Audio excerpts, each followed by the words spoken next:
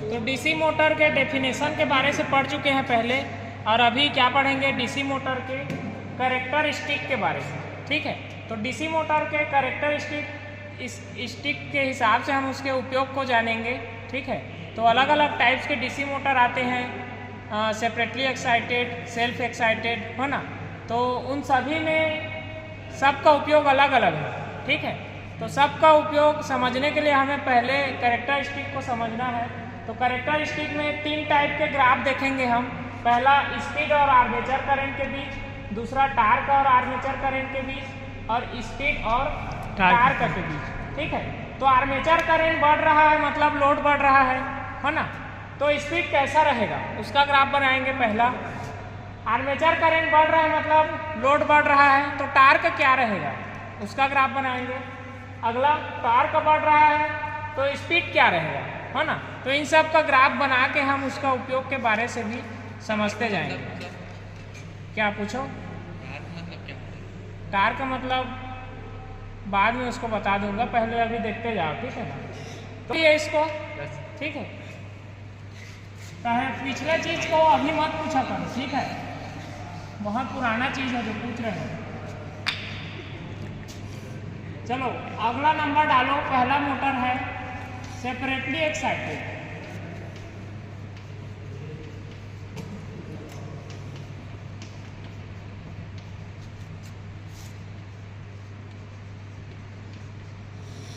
Separately excited नाम से ही पता चल रहा है कि अलग से एक्साइट करना पड़ता होगा डीसी मोटर के फील्ड वाइंडिंग। ठीक है, तो उसका जो डायग्राम है कुछ इस तरीके से बनेगा।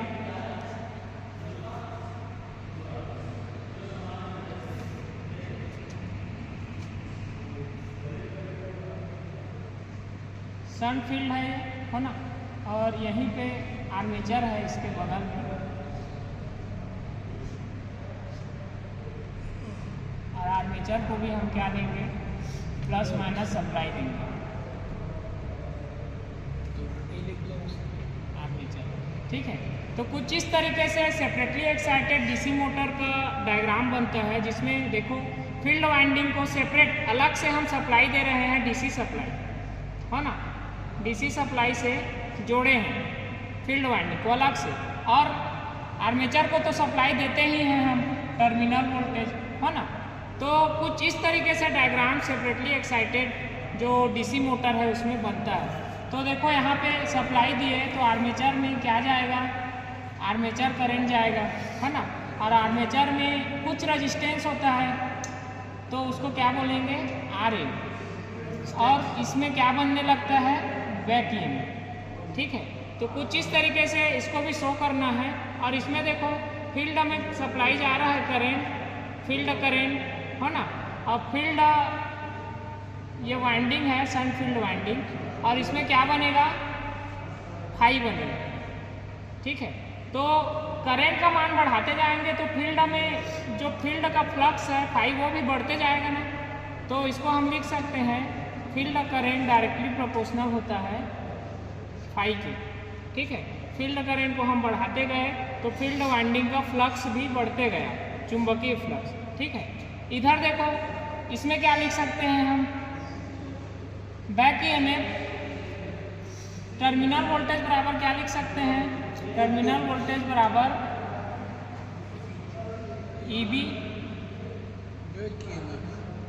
EB और क्या लिख सकते हो, प्लस IA और RA। ठीक है, तो जो टर्मिनल वोल्टेज हम दे रहे हैं बाहर से वो किसके बराबर है, बैक ईएमएफ, और कुछ ड्रॉप होगा उसको दोनों को जोड़ोगे तो टर्मिनल वोल्टेज के बराबर वोल्टेज हमें मिलेगा। ठीक है, इसको हम लिख सकते हैं बैक ईएमएफ बराबर terminal voltage minus IA RA। तो डीसी मोटर में बैक ईएमएफ का क्या फार्मूला बनता है, उसको भी पूछता है, बैक ईएमएफ बराबर terminal voltage minus IA RA, है ना। तो कहाँ से आया अभी पता चल गया।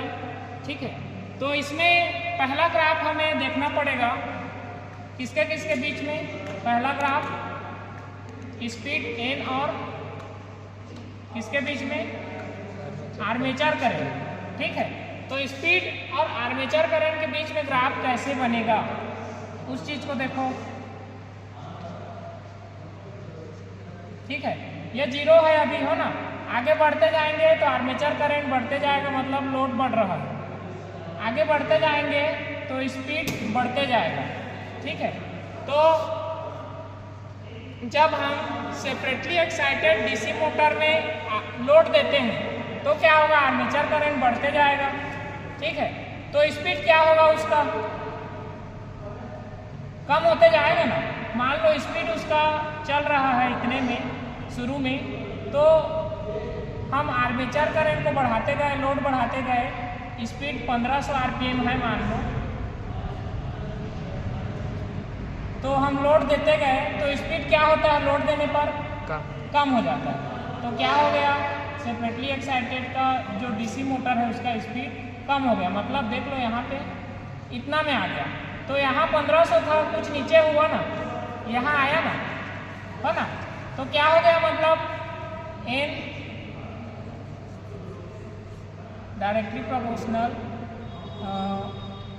1/IA लिख सकते हैं, है ना। तो लोड जैसे ही हम लोड बढ़ाते हैं तो आर्मेचर करंट बढ़ता है, तो स्पीड क्या हो जाता है, कम हो जाता है। तो कुछ इस तरीके से जो सेपरेटली एक्साइटेड डीसी मोटर है उसमें हम लोड दिए, आर्मेचर करंट बढ़ा, तो उसका स्पीड पहले ज़्यादा था, नो लोड स्पीड भी बोल सकते हैं इसको, नो लोड कंडीशन में, और एट लोड, ठीक है। तो जब लोड दिए तो कैसा हो गया, स्पीड उसका कम हो गया, है ना। तो ऐसे ही ग्राफ को समझना है, सभी ग्राफ को। ये वाला ग्राफ समझ गए, है ना। कुछ कम हो जाता है ना, ज़्यादा कम नहीं दिखेगा, कुछ कम हो जाता है। तो लिख सकते हो इसमें स्पीड लगभग समान रहता है, ज़्यादा कम नहीं हुआ है स्पीड, हो ना, कुछ ही कम हुआ है, तो स्पीड को क्या लिख सकते हो, लगभग समान रहता है। तो समान स्पीड में चलने वाला मोटर बोलेंगे तो सेपरेटली एक्साइटेड डीसी मोटर। कुछ कम हुआ है ना, ज़्यादा कम नहीं हुआ है, लगभग समान ही है ना। तो एक समान स्पीड में चलने वाला मोटर कौन सा है, सेपरेटली एक्साइटेड डीसी मोटर, ठीक है। अगला ग्राफ देखेंगे, स्पीड क्यों लगभग समान है, क्योंकि फाई इसमें कांस्टेंट है ना, फाई इसमें एक समान है। कैसे में, देखो इधर लोड देंगे तो जो भी करंट या वोल्टेज का जो चेंजेस होगा इधर ही होगा, लेकिन इधर तो कुछ कनेक्शन नहीं है ना, ये अलग से है, तो फाई करंट एक समान जाता रहेगा सभी समय, फ्लक्स एक जैसा रहेगा। तो क्या बोलेंगे, फ्लक्स इसका कांस्टेंट है तो स्पीड भी लगभग इसका समान ही रहता है, ठीक है। और एक चीज़ लिख दो, कांस्टेंट फ्लक्स मशीन, ठीक है। तो लगभग समान स्पीड क्यों मिलता है हमें, क्योंकि इसका फ्लक्स जो है कांस्टेंट है। कांस्टेंट क्यों है, क्योंकि ये अलग से जुड़ा है ना, अलग से सप्लाई मिल रहा है, कोई इधर कनेक्शन नहीं है। लोड तो इधर जुड़ता है आर्मेचर में, लेकिन फील्ड अलग से सप्लाई से जुड़ा है, तो अलग से सप्लाई से जुड़ा है तो एक समान सप्लाई सभी समय इसमें आता रहेगा, तो फ्लक्स जो बनेगा वो भी सभी समय एक जैसा ही रहेगा, कांस्टेंट रहेगा, है ना। तो स्पीड भी उसका लगभग समान ही रहता है, ठीक है। तो उसी को क्या बोलते हैं, लगभग एक समान चलने वाला मोटर कौन सा है, सेपरेटली एक्साइटेड, ठीक है। अगला देखो,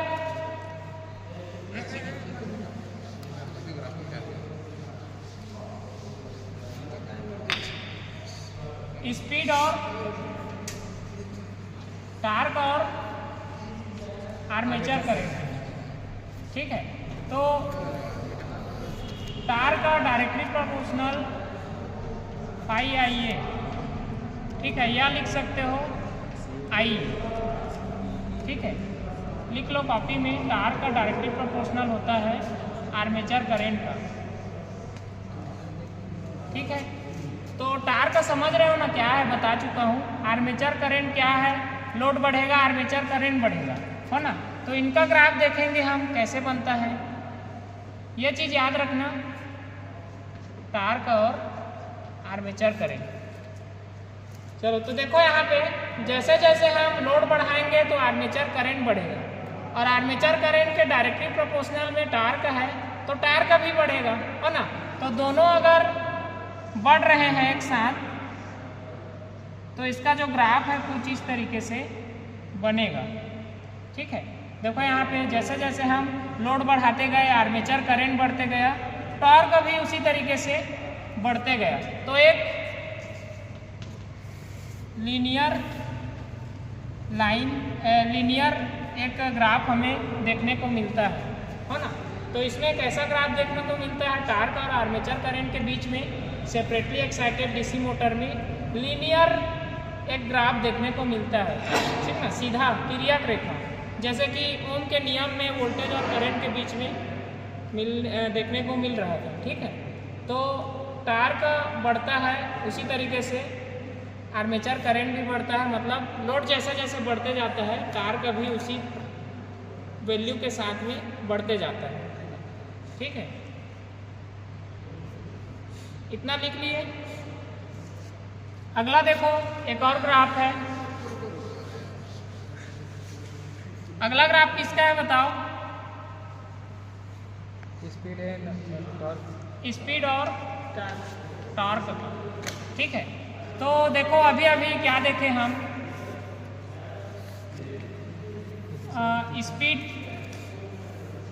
स्पीड क्या हो रहा था आर्मेचर करंट के कारण, आर्मेचर करंट बढ़ रहा था तो स्पीड क्या हो रहा था, कम हो रहा था, है ना। एक चीज़ ये देख लीजिए पहला।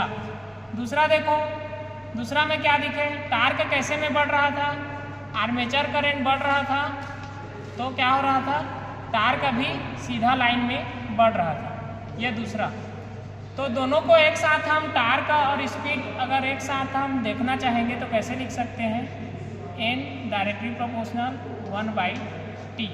देखो आई ए के जगह में हमने टार्क लिख दिया, तो दोनों समीकरण 1 और 2 से क्या मिल गया, हमें एक और फार्मूला मिल गया, है ना। मतलब इस फार्मूला के अनुसार क्या है, टार्क जैसे जैसे बढ़ता है स्पीड क्या हो जाता है, कम हो जाता है, या स्पीड बढ़ेगा तो टार्क क्या हो जाएगा, ये कम हो जाएगा, है ना। तो इसका ग्राफ अभी बनाना है हमें।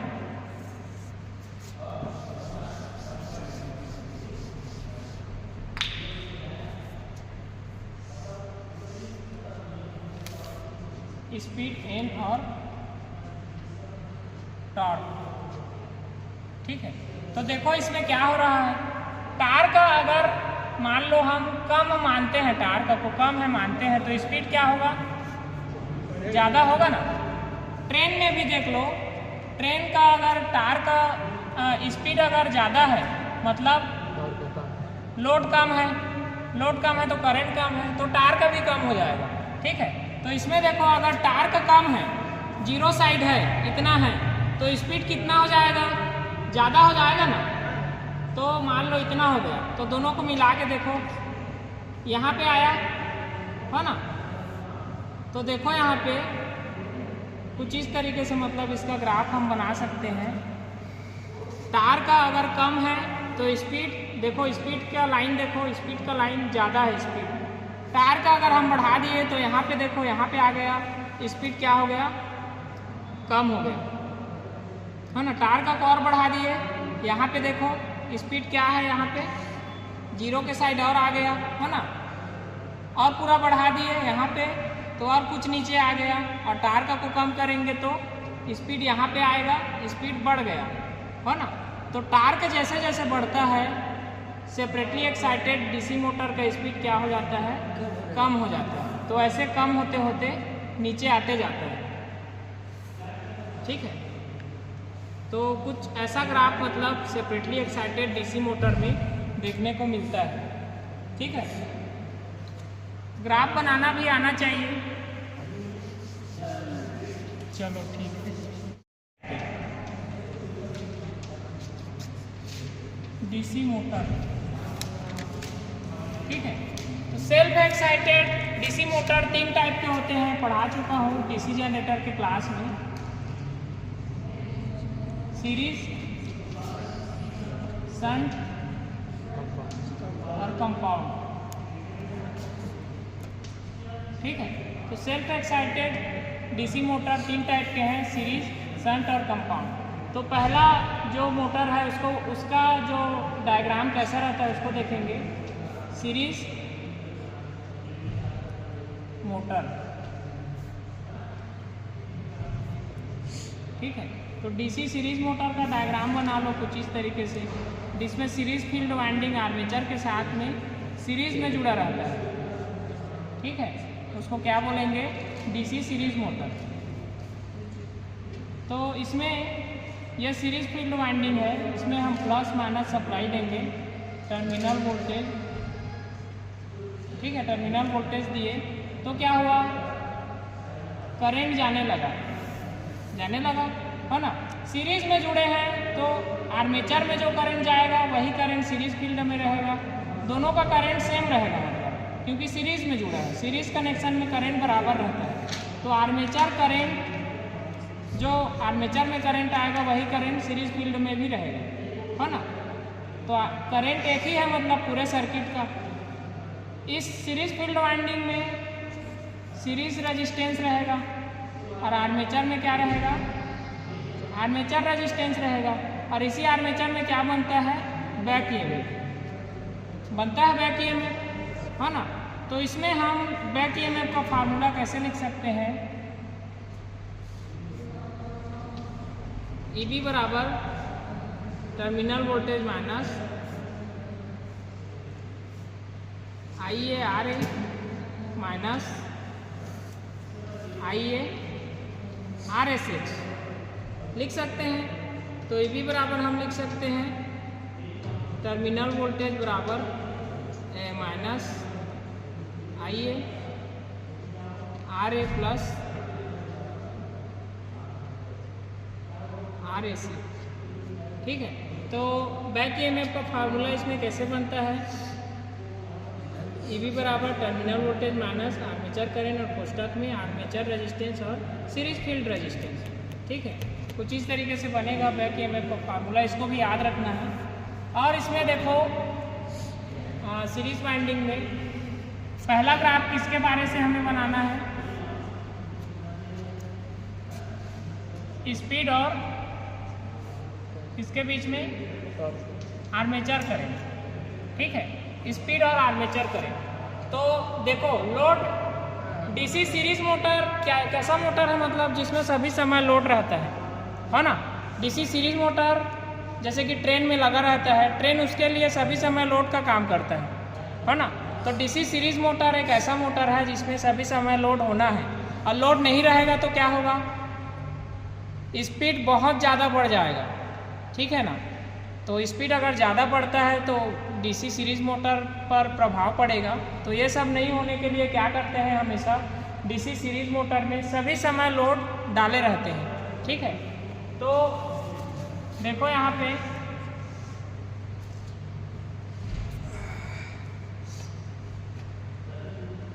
डीसी सीरीज मोटर में आर्मेचर करंट और स्पीड के बीच में ग्राफ देख रहे हैं, ठीक है। तो देखो डीसी सीरीज मोटर में अभी क्या बोला मैंने? अगर लोड हम नहीं दिए हैं, मतलब आर्मेचर करंट नहीं है, आर्मेचर करंट कम है, लोड नहीं दिए हैं, आर्मेचर करंट कम है, तो स्पीड क्या होगा? ज़्यादा होगा ना, ज़्यादा होगा। और जैसे जैसे हम आर्मेचर करंट को बढ़ाते गए, स्पीड क्या होते जाएगा? कम होते जाएगा, ठीक है। तो डीसी सीरीज मोटर में अगर देखो लोड नहीं है, मतलब आर्मेचर करंट नहीं है, जीरो साइड में है आर्मेचर करंट, तो देखो स्पीड क्या है? बहुत ज़्यादा है ना। और जैसे जैसे हम आर्मेचर करंट को बढ़ाते गए या लोड को बढ़ाते गए तो क्या हुआ? उसका स्पीड कम होते होते नीचे हो गया, है ना। तो डीसी सीरीज मोटर को क्या करते हैं? हमेशा लोड के साथ में चालू करते हैं। लिख लो, डीसी सीरीज मोटर हमेशा लोड के साथ चलता है ना। बिना लोड का नहीं चलाना है, नहीं तो क्या होगा? बहुत ज़्यादा स्पीड में चलेगा, आउट ऑफ कंट्रोल, है ना। तो डीसी सीरीज मोटर फिर खराब होगा, ठीक है। तो हमेशा क्या याद रखना है? डीसी सीरीज मोटर में लोड के साथ में चलाना है। ये चीज़ वाइवा में भी पूछ सकता है, ठीक है, ठीक है। इतना लिख लिए।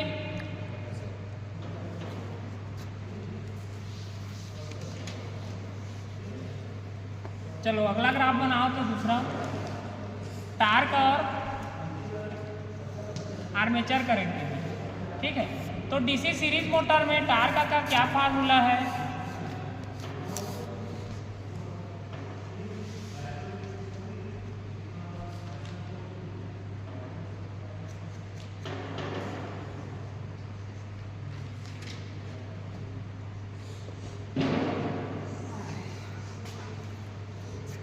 टार्क आर्मेचर करंट के वर्ग के अनुक्रमानुपाती होता है, ये चीज़ याद रखना डीसी सीरीज मोटर में। अभी DC separately excited DC motor में क्या था, टार्क का खाली आर्मेचर करंट के अनुक्रमानुपाती था, लेकिन इसमें क्या है, डीसी सीरीज में आर्मेचर करंट के वर्ग के अनुक्रमानुपाती है ना। इसी चीज़ को पूछ देता है एग्जाम में। तो इनका ग्राफ देख लो कैसे बनता है, आर्मेचर करंट और टॉर्क के बीच। ठीक है, तो देखो इसमें कैसे ग्राफ बनेगा। आर्मेचर करंट स्क्वायर में बढ़ेगा तो टॉर्क भी उसी के साथ में बढ़ते जाएगा, लेकिन आर्मेचर करंट स्क्वायर में है तो आर्मेचर करंट कुछ करंट की तरफ ज़्यादा बढ़ जाएगा, है ना। तो देखो यहाँ पे कैसे हो रहा है, ऐसे कुछ इस तरीके से, फिर सीधा चलना शुरू करेगा ये आगे की तरफ, तो नॉन लीनियर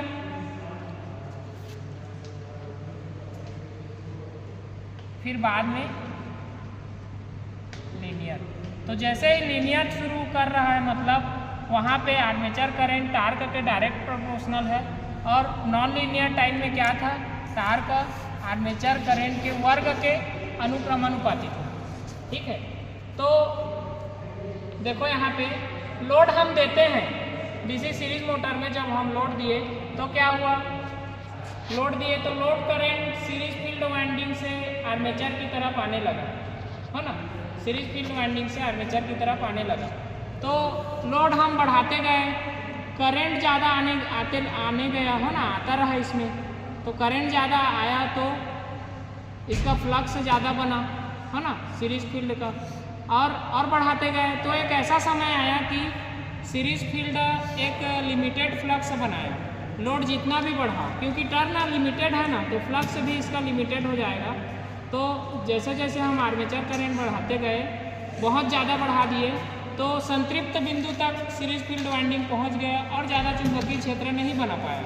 तो वहाँ तक पहुँचने तक ये कैसे ग्राफ बनता है, नॉन लीनियर।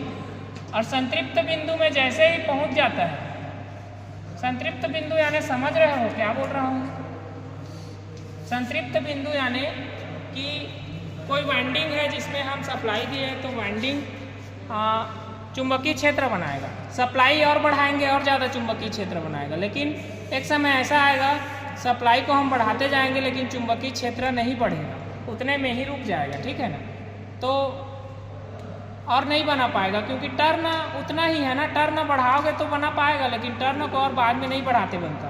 तो डीसी सीरीज मोटर का जो सीरीज फील्ड वाइंडिंग है संतृप्त बिंदु तक पहुंचता है तो लीनियर मतलब ग्राफ देता है हमें। ठीक है, लीनियर ग्राफ कब देता है, जब संतृप्त बिंदु में सीरीज फील्ड का वाइंडिंग पहुंचता है तब।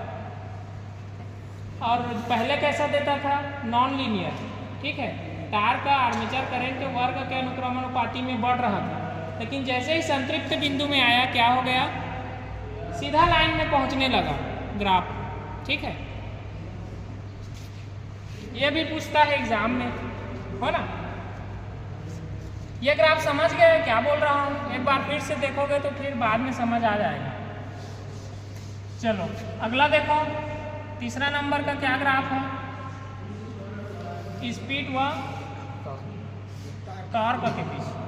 ठीक है, तो इसमें देख लो, इसमें क्या था, टार का आर्मेचर करंट के वर्ग में था, है ना। दोनों में अगर हम दोनों पक्षों में वर्ग करेंगे तो क्या हो जाएगा, टी में वर्ग रूट करेंगे तो टी का वर्ग हो जाएगा और इसका भी वर्ग हो जाएगा, है ना। ये वर्ग से रूट कट जाएगा कुछ इस तरीके से, तो टी में बचेगा और आई अकेला रहेगा। ठीक है, स्पीड के लिए क्या देखे थे, एन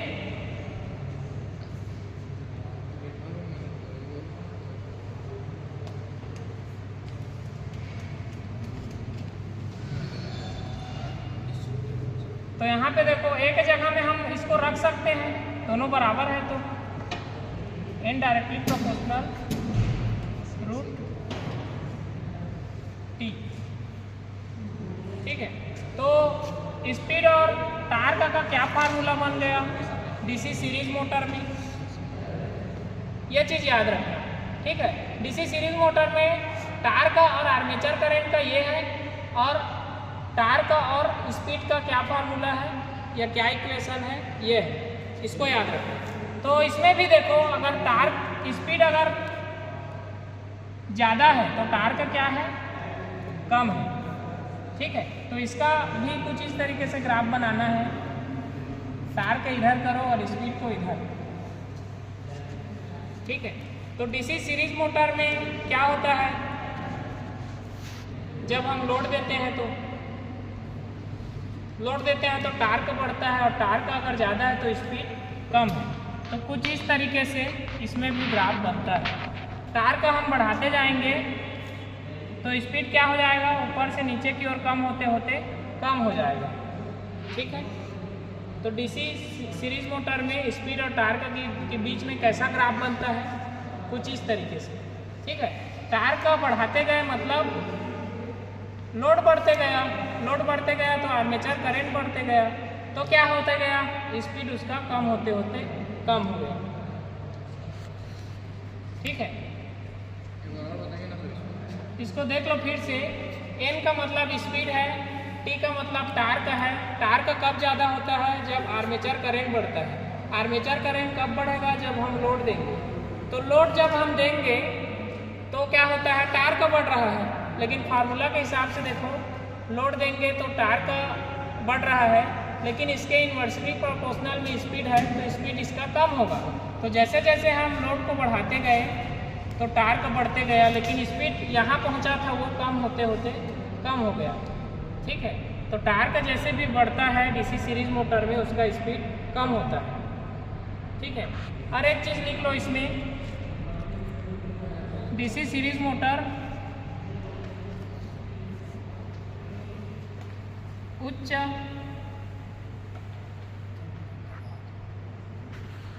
टार्क देने वाला मोटर होता है। ठीक है, तो डीसी सीरीज मोटर एक ऐसा मोटर है जिसको तो नो लोड में नहीं चलाते हैं, हमेशा लोड रहे तो चलाते हैं, है ना। और एक चीज़ और है, डीसी सीरीज मोटर सबसे ज़्यादा टार्क देने वाला मोटर कौन सा है, डीसी सीरीज मोटर। जैसे कि ट्रेन में बैठे हो, ट्रेन जैसे ही रुका है और रुके हुए स्थिति से चालू होता है तो क्या होता है, एक झटका लगता है, वो चीज़ टार्क है ना। तो टार्क ज़्यादा लगता है ना हमें, बहुत मतलब वो चीज़ महसूस हो जाता है इंसानों को, बैठे रहते हैं तो टार्क इतना ज़्यादा रहता है, इसीलिए क्या बोलते हैं, डीसी सीरीज मोटर में उच्च टार्क रहता है। ज़्यादा टार्क देने वाला मोटर कौन सा है, डीसी सीरीज मोटर। ठीक है, क्योंकि टार्क आर्मेचर करंट के वर्ग के अनुक्रमानुपाती होता है इसमें डीसी सीरीज मोटर में। ठीक है, टाइम नहीं हुआ है।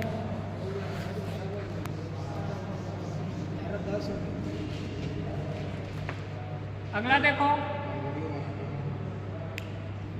DC shunt motor. तो डीसी शंट मोटर का डायग्राम बना लो कुछ इस तरीके से।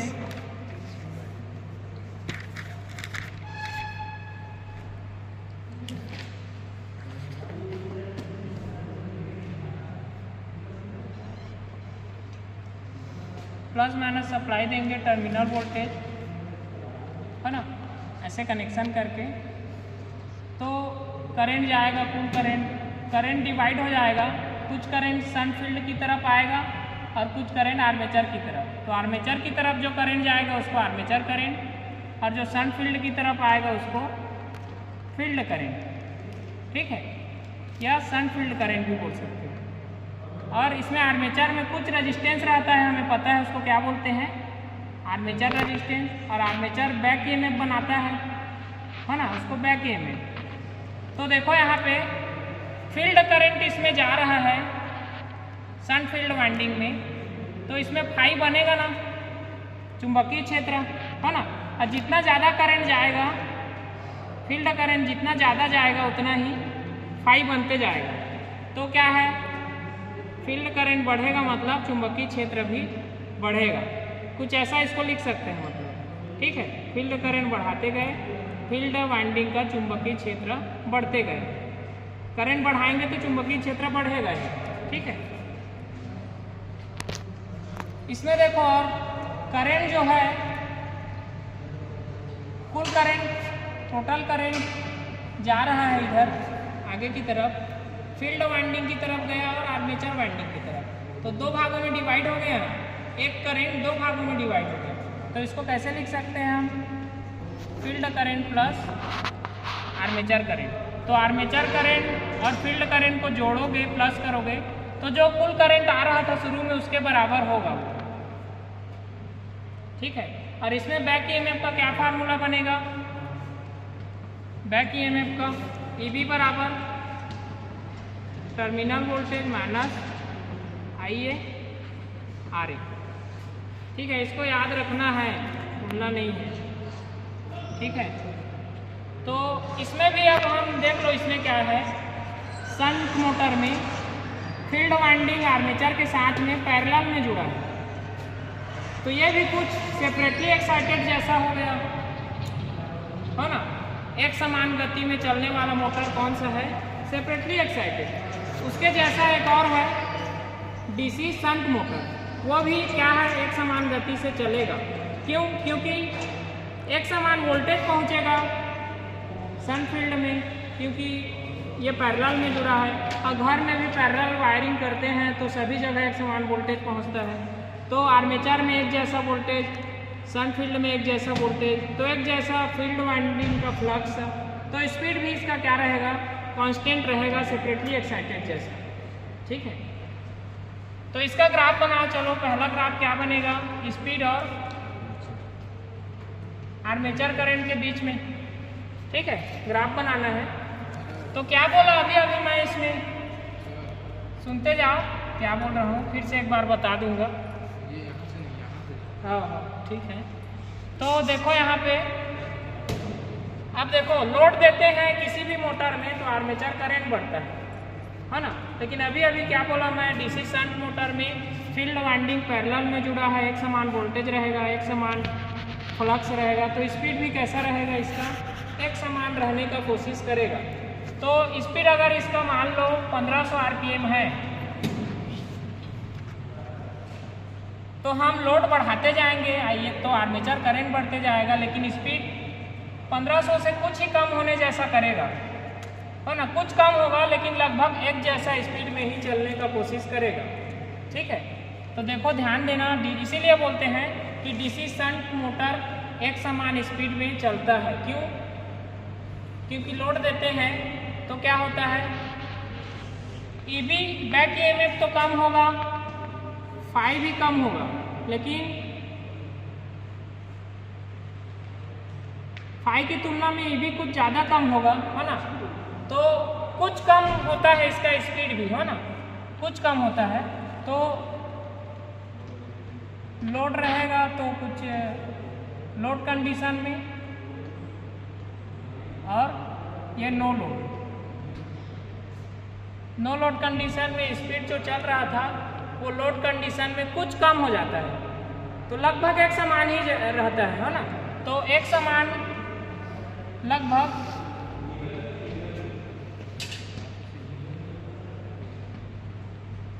एक समान स्पीड देता है। तो डीसी शंट मोटर कैसा मोटर है, जो एक समान स्पीड में चलता है, ठीक है। एक समान स्पीड में चलने वाला कौन सा मोटर है, डीसी शंट मोटर, ठीक है। लिख लिए क्या, लिखो जल्दी। फिर से देख लो इसको, फिर से बता रहा हूँ। फील्ड वाइंडिंग आर्मेचर के पैरेलल में जुड़ा है, दोनों में वोल्टेज समान है ना, क्योंकि पैरेलल कनेक्शन में वोल्टेज बराबर रहता है। तो एक समान वोल्टेज इसमें है, एक समान वोल्टेज इसमें है।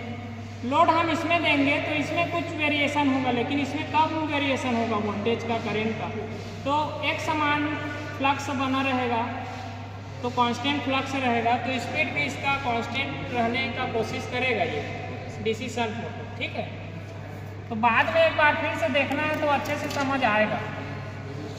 ठीक है, अगला देखो दूसरा नंबर में किसके बीच में ग्राफ देखना है, तार का हुआ आर्मेचर करंट या लोड बोल सकते हो।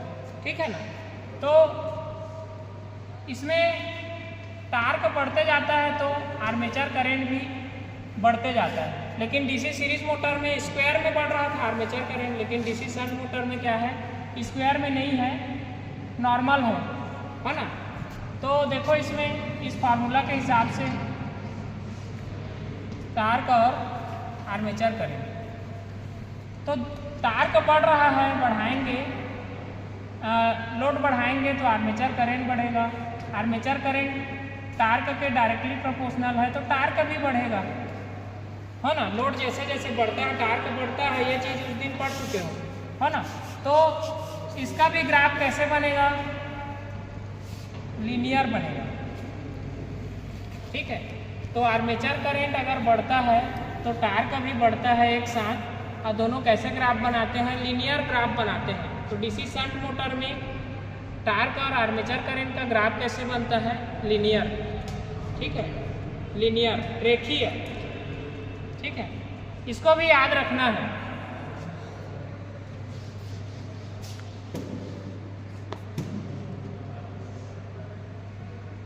स्पीड व टार्क के बीच। ठीक है, तो क्या फार्मूला था उसमें देखे थे हम, कुछ ऐसा था क्या, है ना। स्पीड जैसे जैसे बढ़ता है टॉर्क कम होता है, स्पीड बढ़ रहा है मतलब लोड कम हो रहा है, लोड कम हो रहा है मतलब आर्मेचर करंट कम हो रहा है, आर्मेचर करंट कम हो गया मतलब टार्क भी कम हो गया, है ना। तो देखो इसमें कैसा ग्राफ बनेगा, डीसी शंट मोटर में स्पीड और टार्क के बीच में। तो जैसे जैसे हम टार्क को बढ़ाते गए इसका स्पीड क्या होते जाएगा, कम होते जाएगा। तो कुछ इस तरीके से ग्राफ इसमें बनेगा। टार्क बढ़ाते गए मतलब लोड बढ़ रहा है, आर्मेचर करंट बढ़ रहा है, तो लोड बढ़ेगा तो स्पीड तो कम होगा ही ना, तो स्पीड इसका कुछ ऐसे नीचे की तरफ जाने लगता है। ठीक है, डीसी शंट मोटर का स्पीड और टार्क के बीच में कैसा ग्राफ बनता है, कुछ इस तरीके से। ये चीज़ भारत स्किल के क्वेश्चन में भी ऐसा ग्राफ रहेगा, और पहचानने के लिए बोलेगा कौन से मोटर का है ग्राफ, है ना, तो पहचानना पड़ेगा। ठीक है, तो डीसी शंट मोटर कैसा मोटर है, एक जैसा स्पीड में चलने वाला मोटर। ठीक है, क्योंकि शंट फील्ड वाइंडिंग में फ्लक्स कांस्टेंट रहने का कोशिश करता है, तो स्पीड भी उसका एक समान रहने जैसा होता है, लेकिन कुछ कम हो जाता है, लेकिन एक जैसा स्पीड ही मानेंगे उसको। अगला मोटर है डीसी कंपाउंड मोटर, देख लो इसमें भी लिखे लगभग एक समान स्पीड रहेगी। हाँ, इसमें लिख लो डीसी कंपाउंड मोटर। ठीक है, अगला तीसरा नंबर में डीसी कंपाउंड मोटर है।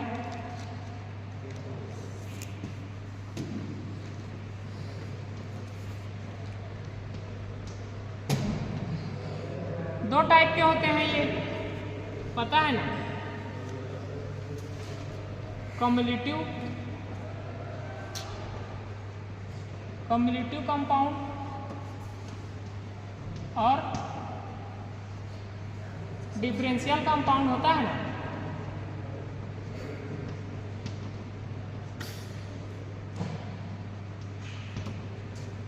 दो टाइप के होते हैं DC compound motor, cumulative compound motor, differential compound motor. तो कम्युलेटिव कंपाउंड मोटर क्या है, जिसमें सीरीज फील्ड वाइंडिंग का जो फ्लक्स है वो एक जैसा रहेगा और शन फील्ड वाइंडिंग का फ्लक्स एक जैसा रहेगा, है ना। तो फ्लक्स का डायरेक्शन एक जैसा है, वो चीज़ क्या है, कम्युलेटिव कंपाउंड। और ऐसा मोटर जिसमें सीरीज फील्ड वाइंडिंग का फ्लक्स और शन फील्ड वाइंडिंग का फ्लक्स का डायरेक्शन अलग अलग है, उसको डिफरेंशियल कंपाउंड मोटर, ठीक है। तो इसमें कम्युलेटिव कंपाउंड का ग्राफ बना लो, डायग्राम कुछ ऐसा बनेगा।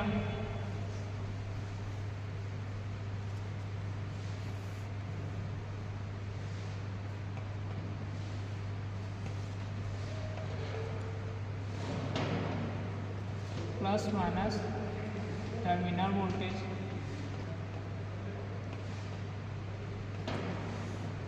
तो इसमें भी करंट जाएगा, देख लो करंट गया, टोटल करंट, तो ये करंट बढ़ जाएगा, आर्मेचर की तरफ जाएगा तो आर्मेचर करंट, और फील्ड की तरफ गया तो फील्ड करंट, ठीक है। करंट बढ़ गया तो इसको क्या लिख सकते हैं, आई बराबर टोटल करंट बराबर IA प्लस IF लिख सकते हैं, है ना। अब देखो यहाँ क्या क्या है, आर्मेचर में तो बैक EMF रहता है, आर्मेचर में कुछ रेजिस्टेंस रहता है ना, आर्मेचर रेजिस्टेंस बोलेंगे। आर्मेचर में करंट आ रहा है, आर्मेचर करंट। और सीरीज फील्ड वाइंडिंग में क्या है, सीरीज फील्ड रेजिस्टेंस। और शन फील्ड में क्या है, शन फील्ड रेजिस्टेंस है ना, इसमें भी है। तो कुछ ऐसा सभी को लिखने आना चाहिए, ठीक है। तो इसमें देखो बैक EMF का क्या फार्मूला बनेगा, EB बराबर terminal voltage minus IA RA plus RAC, कुछ इस तरीके से बैक EMF का फार्मूला बनेगा, तो इसको लिख लेना, ठीक है।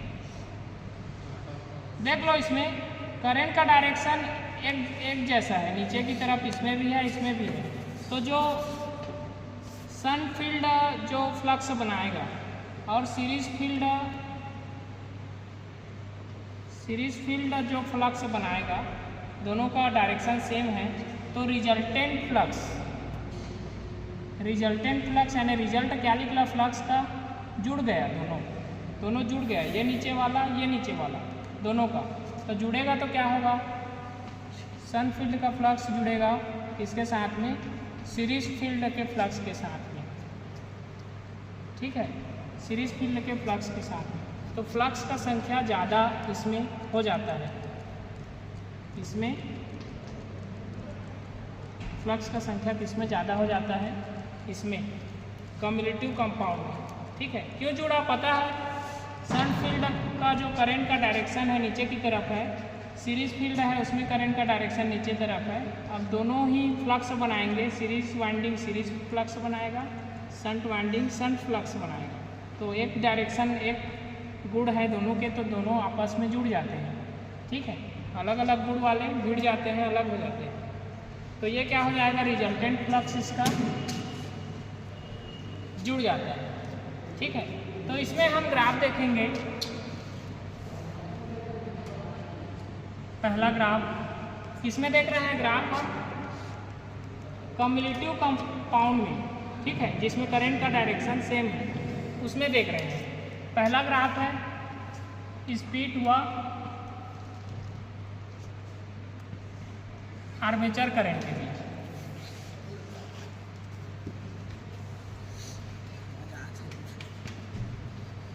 ठीक है।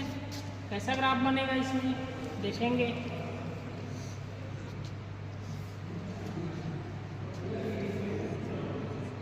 कैसा ग्राफ बनेगा। डीसी शंट में क्या था, इस तरीके से था। सीरीज में क्या था, कुछ ऐसा कम हो जा रहा था, सीरीज में स्पीड कम हो जा रहा था लोड बढ़ने पर, और डीसी शंट में क्या हो रहा था, एक जैसा स्पीड था। लेकिन इसमें क्या हो जाता है, सीरीज से कुछ ऊपर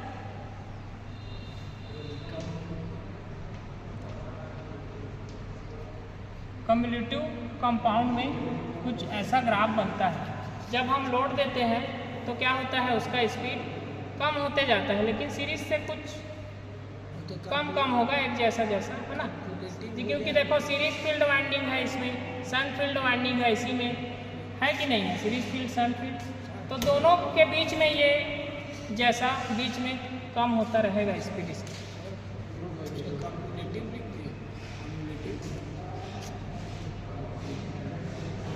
कम्युलेटिव कंपाउंड, ठीक है, ठीक है। तो ऐसा ग्राफ बनेगा किसमें, कम्युलेटिव में। अब कम्युलेटिव में ही देखो यहाँ पे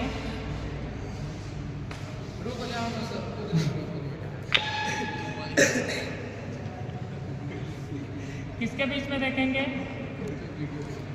किसके बीच में देखेंगे बताओ। इसके बाद टार्क और आर्मेचर करंट के बीच में। तो बाकी सब का बता सकते हो क्या, कैसे कैसे हो रहा था।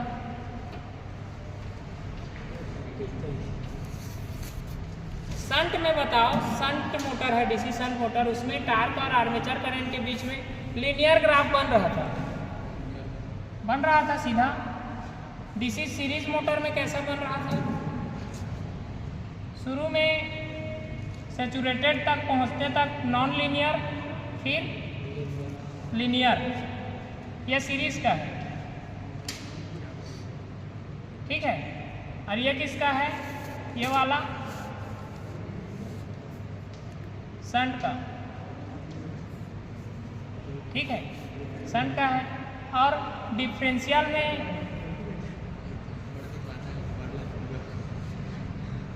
कम्युलेटिव में कैसा बनेगा, कम्युलेटिव में इन दोनों के बीच से होके जाएगा, इन दोनों के बीच से होके कौन जाएगा,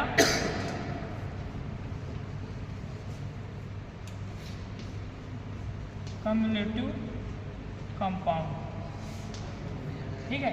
तो कम्युलेटिव कंपाउंड कैसा है, देखो तीनों को एक साथ लिख दिया हूँ, समझ आएगा बोल के। शंट तो सीधा चला गया, सीरीज पहले टेढ़ा जाता है, फिर बाद में सीधा हो जाता है सैचुरेटेड पॉइंट में पहुँचने के बाद। और कम्युलेटिव कंपाउंड कैसा है, दोनों के बीच से गुजर के जाएगा, ठीक है। टार्क और आर्मेचर करंट के बीच में ग्राफ कम्युलेटिव का कैसा बनेगा, कुछ इस तरीके से। मतलब आर्मेचर करंट बढ़ाते जाएंगे, टॉर्क भी बढ़ते जाता है, ठीक है।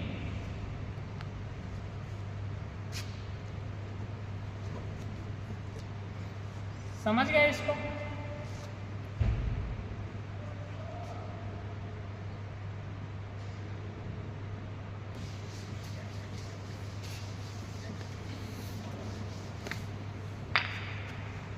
अगला देख लो, डिफरेंशियल कंपाउंड मोटर, ठीक है। डिफरेंशियल कंपाउंड मोटर कैसे बोलेंगे इसको, करंट का डायरेक्शन अलग अलग रहेगा,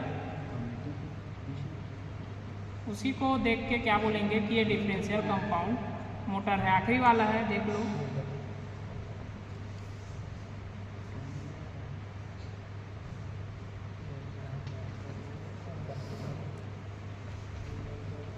टर्मिनल वोल्टेज हम दिए, है ना, करंट गया आगे, टोटल करंट सीरीज फील्ड में आया, तो आर्मेचर भी दोनों सीरीज में है, तो जो दोनों का करंट है वो सेम रहेगा। आर्मेचर करंट जो है वही सीरीज फील्ड का करंट रहेगा। और इधर जो करंट आएगा उसको क्या बोलेंगे, इधर जो करंट आएगा ऊपर चढ़ेगा ना, ये ऐसे आके ऊपर चढ़ेगा, तो ये कौन सा करंट है, शंट फील्ड का करंट, ठीक है। तो देखो यहाँ पे करंट का डायरेक्शन, आर्मेचर करंट नीचे आ रहा है और शंट फील्ड का करंट ऊपर जा रहा है, तो डिफरेंट है, करंट के डायरेक्शन में डिफरेंट है। तो क्या होगा, इसीलिए इसको क्या बोलेंगे, डिफरेंशियल कंपाउंड। तो डिफरेंशियल कंपाउंड में क्या होता है, रिजल्टेंट फ्लक्स, इसमें देख लो, इसमें फ्लक्स है ना, फ्लक्स बनेगा, इसमें भी फ्लक्स बनेगा, लेकिन अलग अलग डायरेक्शन वाले। तो रिजल्टेंट फ्लक्स क्या आएगा इसका, शंट फील्ड का फ्लक्स माइनस हो जाएगा सीरीज फील्ड के फ्लक्स से, ठीक है। दोनों का फ्लक्स क्या हो गया, माइनस हो गया, तो फ्लक्स का संख्या कम हो गया ना, रिजल्टेंट फ्लक्स क्या हो गया, मतलब कम हो गया। अब दोनों का माइनस हो गया तो रिजल्टेंट फ्लक्स क्या हो गया, कम हो गया। तो फ्लक्स अगर कम हो जाता है डिफरेंशियल कंपाउंड मोटर में या किसी भी डीसी मोटर में, फील्ड फ्लक्स कम हो गया तो क्या होता है, स्पीड बढ़ जाता है। ठीक है, तो इसमें हम स्पीड और आर्मेचर करंट के बीच ग्राफ देखेंगे कैसा बनता है। तो एक स्पीड है 1500 आरपीएम में चल रहा है, मान लो शुरू में, तो हम लोड देंगे, इसमें लोड देंगे, आर्मेचर करंट बढ़ेगा, है ना। लोड देंगे तो आर्मेचर करंट बढ़ेगा। तो आर्मेचर करंट बढ़ेगा तो देखो, आर्मेचर करंट बढ़ेगा, आर्मेचर में जो करंट आ रहा है वो बढ़ेगा ज़्यादा मात्रा में, आर्मेचर में लोड देंगे तो ज़्यादा करंट इस वाइंडिंग में आएगा ना, तो इस वाइंडिंग में ज़्यादा करंट आएगा तो ज़्यादा फ्लक्स बनेगा। इसमें टर्न कम है तो कम फ्लक्स बनेगा, इसमें टर्न ज़्यादा है तो ज़्यादा फ्लक्स बनेगा। ठीक है, तो इसमें लोड तो इसी के साथ में जुड़ा है ना, लोड वाला जो कनेक्शन है, इसमें लोड देंगे तो ज़्यादा करंट इसमें आएगा, तो जो कम फ्लक्स बन रहा था ज़्यादा करंट के कारण ज़्यादा फ्लक्स बनने लगेगा इसमें भी, तो दोनों का फ्लक्स लगभग कुछ समान हो जाएगा, तो रिजल्टेंट फ्लक्स और जीरो हो जाएगा और कम हो जाएगा। ठीक है, तो कम हो गया रिजल्टेंट फ्लक्स, कम हो गया फील्ड का, तो स्पीड क्या हो जाता है, इसमें देख लो फार्मूला में n बराबर EB/φ। फाई कम होगा तो क्या होगा, फाई कम होगा तो क्या होगा, स्पीड ज़्यादा होगा ना। तो देखो दोनों फ्लक्स का डायरेक्शन अलग अलग है, तो दोनों माइनस हो जाते हैं, तो रिजल्टेंट फ्लक्स भी कम हो जाता है। तो रिजल्टेंट फ्लक्स अगर कम हो गया तो स्पीड क्या हो जाता है, बढ़ जाता है। तो डिफरेंशियल कंपाउंड जो मोटर है उसमें क्यों स्पीड बढ़ रहा है, क्योंकि फ्लक्स का संख्या कम हो जा रहा है। फ्लक्स का संख्या क्यों कम हो रहा है, क्योंकि फ्लक्स का डायरेक्शन, करंट का डायरेक्शन अलग अलग है, तो अलग अलग डायरेक्शन वाले को माइनस कर दिए हैं, तो फ्लक्स कम हो गया। और फ्लक्स अगर कम हो गया तो स्पीड का जो फार्मूला है उसके हिसाब से देखो स्पीड उसका बढ़ गया। तो डिफरेंशियल कंपाउंड मोटर में हम जैसे लोड देते जाते हैं, लोड नहीं दिए थे तो 1500 आरपीएम में चल रहा था, है ना, और लोड जैसे हम दिए तो आर्मेचर करंट बढ़ते गया, तो क्या हुआ, स्पीड भी उसका और ऊपर जा रहा है, देखो स्पीड भी बढ़ते जा रहा है। तो डिफरेंशियल कंपाउंड मोटर में क्या है, टार्क कम वाला मोटर, स्पीड ज़्यादा वाला मोटर होता है। तो ऐसा मोटर बताओ जिसमें लोड देने पर स्पीड बढ़ते जाता है, कौन सा मोटर है, differential compound motor. Differential compound में हम लोड देते गए तो आर्मेचर करंट बढ़ा, तो फ्लक्स और कम हो गया, फील्ड फ्लक्स, तो स्पीड क्या हो गया, और बढ़ते गया। तो ऐसा मोटर जिसमें लोड देने पर स्पीड बढ़ता है कौन सा है, डिफरेंशियल कंपाउंड मोटर। बाकी सब मोटर में क्या हो रहा था, लोड देने पर स्पीड कुछ ना कुछ कम हो रहा था, किसी में ज़्यादा कम हो रहा था, लेकिन अकेला एक ऐसा मोटर है डिफरेंशियल कंपाउंड मोटर जिसमें क्या हो रहा है, लोड हम दे रहे हैं, आर्मेचर करंट बढ़ रहा है, तो क्या हो रहा है, स्पीड बढ़ते जा रहा है। ठीक है, तो यह भी पूछ सकता है कि डिफरेंशियल कंपाउंड मोटर में लोड देने पर स्पीड में क्या प्रभाव पड़ता है। तो लोड देने पर क्या हो रहा है, टार्क कम हो रहा है, टार्क कम है मतलब स्पीड ज़्यादा है, स्पीड ज़्यादा है ना, और स्पीड उसका ज़्यादा है मतलब क्यों स्पीड ज़्यादा हुआ, समझ रहे हो, क्योंकि हम लोड दिए तो सीरीज फील्ड वाइंडिंग में फ्लक्स ज़्यादा बना, इसमें तो पहले से ज़्यादा था, टर्न ज़्यादा था, तो लेकिन इसमें भी ज़्यादा हो गया, तो दोनों लगभग बराबर हो गए, इक्वल इक्वल, तो माइनस हुआ इक्वल, तो फ्लक्स भी कम हो गया। तो फ्लक्स कम हुआ तो स्पीड फार्मूला के हिसाब से फ्लक्स कम होने पर स्पीड बढ़ जाता है, तो ऐसे ही स्पीड इसका बढ़ने लगा। ठीक है,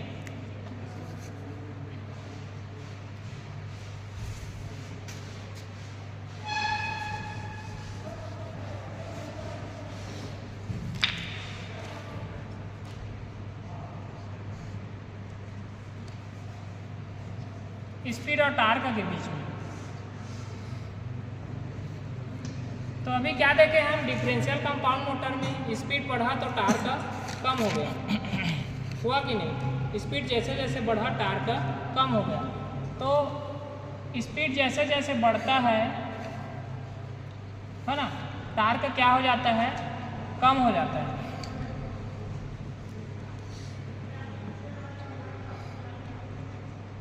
स्पीड जैसे जैसे बढ़ता है टार्क क्या हो जाता है, उसमें कम हो जाता है। तो कुछ ऐसा ग्राफ बनता है। इसमें डिफरेंशियल कंपाउंड मोटर में लोड देने पर क्या हो रहा था, स्पीड और बढ़ रहा था, है ना। चलो स्पीड को बढ़ा दिए, लेकिन टार्क क्या हो गया, उस कारण कम हो गया। देखो उतर रहा है नीचे की तरफ, है ना। स्पीड जैसे जैसे बढ़ता है, मतलब इसमें डिफरेंशियल कंपाउंड मोटर में तो टार्क वैसे वैसे कम होता है।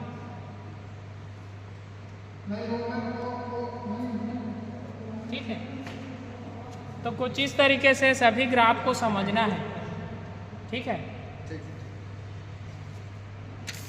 चलो बंद।